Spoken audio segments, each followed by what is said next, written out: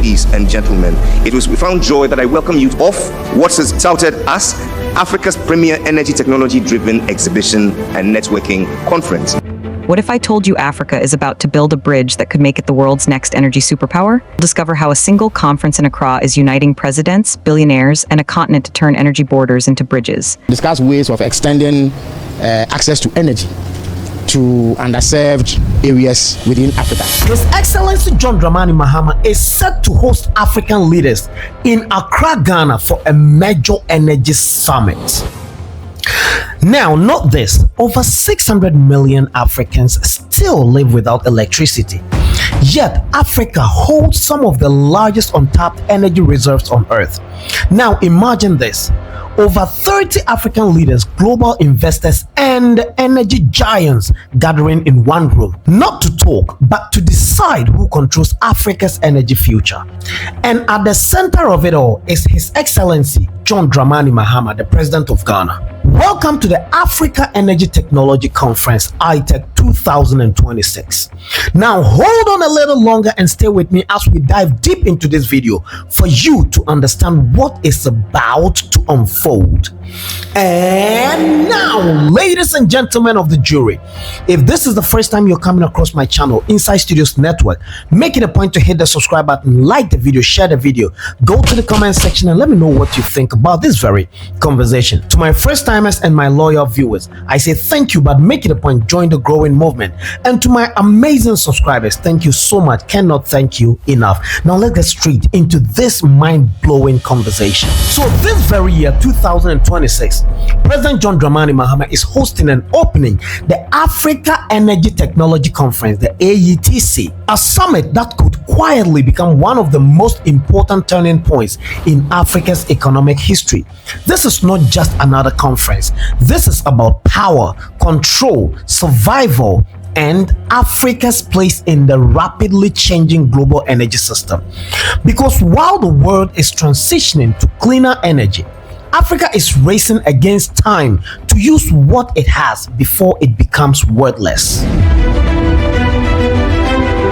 Ladies and gentlemen, it was with profound joy that I welcome you off what is touted as Africa's premier energy technology-driven exhibition and networking conference. I stand before you today not just as the founder of the Africa Energy Technology Center, but as a woman, an African woman, who dared dream that Africa's energy revolution can and must be led by us, by Africans for Africa. We are here because over 600 million Africans still live without electricity. We are here because climate vulnerability devastates our communities, and because brilliant young minds across our continent are brimming with ideas, yet starved of funding and support. But more importantly, we are here because the solution resides within us. We are here to revolutionize how energy is financed in Africa. This is not just an energy conference, it's a catalyst for monumental change. Ladies and gentlemen, the future of energy, like we say at the AETC, is African. Energy, as you are aware, is the backbone of many economic activities. Without reliable, affordable, and sustainable energy sources, Africa cannot achieve its full potential for economic growth, social progress, and overall development. The future of energy is Africa, and that future begins with AETC.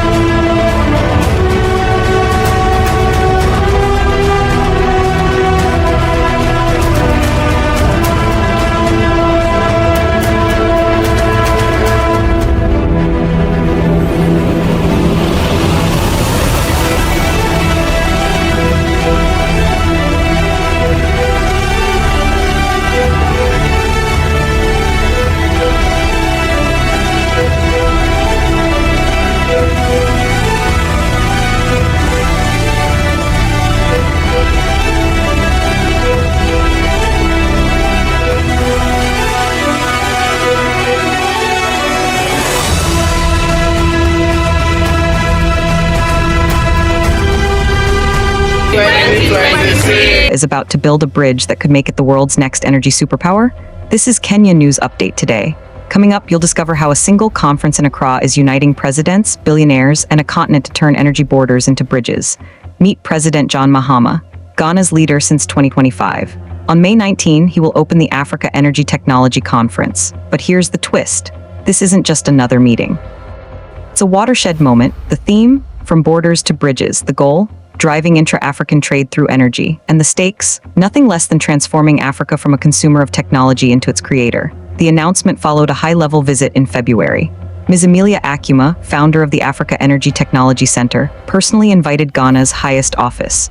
President Mahama said yes. And then something shocking happened. He won't be alone. He'll be joined by Vice President Professor Nana Jane Opoku Agyemang and his peers, President Daniel Francisco Chapo of Mozambique, President Dr. Netumbo Nandi Ndaitwah of Namibia, Prime Minister Dickon Amis Thomas Mitchell of Grenada, President Joe Lorenzo of Angola. Also joining, high-profile officials like Wamkel Mean, Secretary General of AFCFTA, Shirley Iorker Bachwi, Secretary General of the Commonwealth, Aliko Dangote, founder of the Dangote Group, Dr. Sultan Al-Jaber, CEO of ADNOC, Mohammed Jamil Al-Ramahi, CEO of Masdar, and many more. President Mahama's address will set the direction for 3 days, expected to draw over 1,500 delegates from more than 30 countries, including 55 African ministers and 100 VIP speakers. His participation aligns with his administration's Accra Reset initiative, a continental blueprint for industrialization and technological self-sufficiency.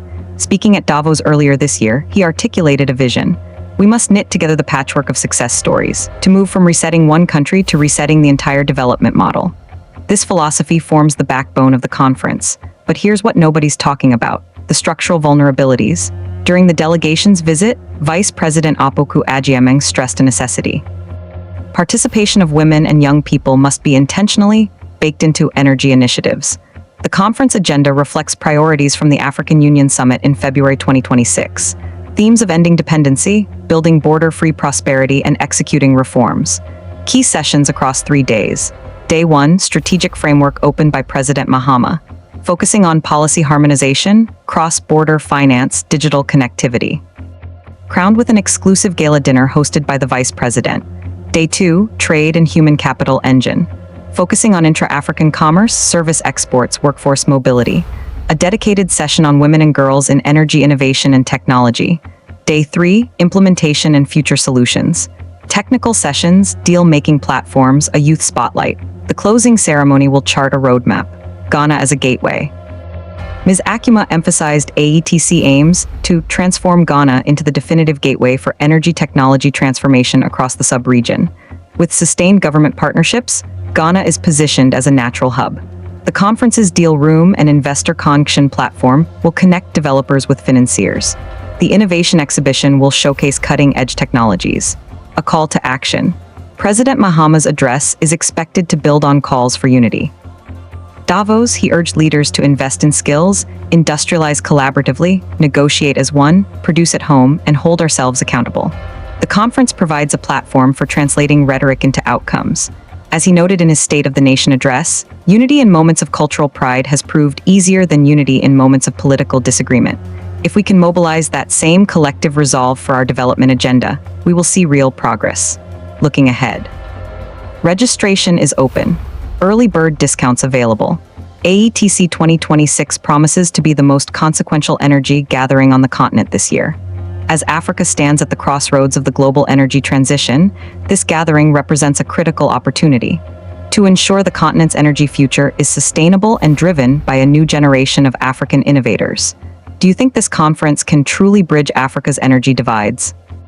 Drop your take in the comments. Subscribe to Kenya News Update today for more breaking news. After that important meeting, the president then went to Tanzania, where he had been invited to participate in an energy summit organized by the World Bank, the African Development Bank, the Rockefeller Foundation, and other organizations. The objective of the summit was to discuss ways of extending access to energy to underserved areas within Africa. And so the heads of states met following an earlier meeting by ministers of energy of various African countries. Each head of state took turns, I beg your pardon, to elaborate briefly on what the commitments to this objective were and what they had done in order to ensure its realization. President Mahama recounted Ghana's experiences and shared the strategies that he in particular adopted to get us out of the perennial energy problems that we've had, and took the opportunity to advise against some missteps or mistakes that have been made in the past. He then reiterated Ghana's commitment to ensuring that many more of our citizens get access to electricity. At the moment, Ghana has electricity access of about 83%, which is one of the highest on the African continent. There were countries at the summit who disclosed that they had between anything from 12 to 19% access to electricity. So it shows that Ghana is streets ahead of many of its contemporaries, but more needs to be done to ensure that many more of our citizens have access to electricity, and that the benefits of having this access to power are accrued for rapid socio-economic development. So this in a nutshell is what transpired during the president's visits to these countries. So if there's any question, I will take two questions. Well, as you may be aware, I have to rush on to Parliament to participate in deliberations. Yes. Yeah. Any questions? Okay. All right. Thank you very much. Now get into this with me. Why this summit matters right now. The global energy system is shifting fast. Countries in Europe and North America are pushing towards renewables, cutting long-term demand for fossil fuels. In Africa, this creates a dangerous reality. If countries like Ghana, Nigeria, and Angola don't maximize their oil and gas resources now, they risk leaving billions of dollars underground forever. That is why the Africa Energy Technology Conference 2026 really matters. It is Africa asking, do we adapt or do we get left behind? Now take a closer look at this. President John Dramani Mahama is not just hosting, he is positioning Ghana as a continental energy hub. His agenda is clear: expand oil production while it still has value, attract foreign investment into Ghana's energy sector, lead regional cooperation into electricity access, and balance fossil fuels with long-term renewable transition. This is a dual strategy and it's risky because Africa must grow economically today while preparing for a future where oil may no longer dominate. And see, few leaders are trying to walk both paths at once. So to be real for a second, let's say this: energy in Africa is not just about exports or profits. It is about basic survival. Over half of the continent still faces unstable power, frequent blackouts, and limited industrial growth. So eventually, no energy means no factories, no digital economy, and no real development. So when over 30 leaders gather at the Africa Energy and Technology Conference, they are not just talking business, they are deciding whether millions of Africans will finally have reliable power. Now here is the uncomfortable truth. Africa contributes less than 4% of global emissions, yet it is under pressure to abandon fossil fuels. Meanwhile, developed nations build their wealth on those same resources. So the question becomes, should Africa sacrifice growth for climate goals it did not create? At the Africa Energy and Technology Conference 2026, this tension is unavoidable. Expect discussions around solar expansions across the Sahel, hydropower investment, natural gas as a transition fuel, and new energy technologies. But behind all of it is a deeper fight for energy justice. Now, at this point, things get really unimaginable. Africa has often struggled with fragmentation, each country acting alone. But the Africa Energy Technology Conference 2026 signals something different. coordination. If African nations share infrastructure, trade electricity across borders, negotiate as a bloc, they gain power, real power on the global stage.